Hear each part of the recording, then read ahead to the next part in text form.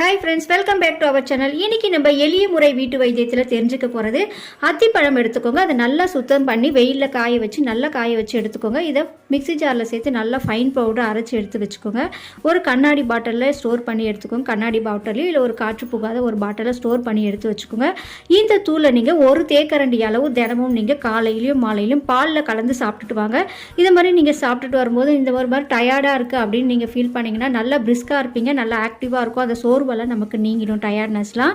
அதே மாதிரி அது மட்டும் இல்லாமல் நமக்கு நல்ல ஹார்ட் நல்லா ஸ்ட்ராங் ஆகும், இதயம் நல்லா ஸ்ட்ராங் ஆகும். ஒரு சிலர்லாம் பார்த்திங்கன்னா இதயம் எப்போவுமே படப்படன்னு இருக்குது, ரொம்ப ஒரு மாதிரி டென்ஷனாக இருக்குது அப்படின்னு சொல்லுவாங்க.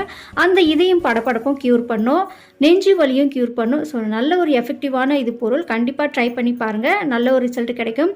அது மட்டும் இல்லாமல் நீங்கள் இழந்த பழத்தையும் தினமும் சாப்பிட்டுட்டு வரும்போது நெஞ்சு வலியும் குறையும். ஸோ நம்ம இன்னைக்கு வீடியோவில் பார்த்த டிப்ஸ்லாம் ரொம்ப யூஸ்ஃபுல்லாக இருக்கும்னு நினைக்கிறேன். பிடிச்சிருந்தா லைக் பண்ணிக்கோங்க. தேங்க்யூ.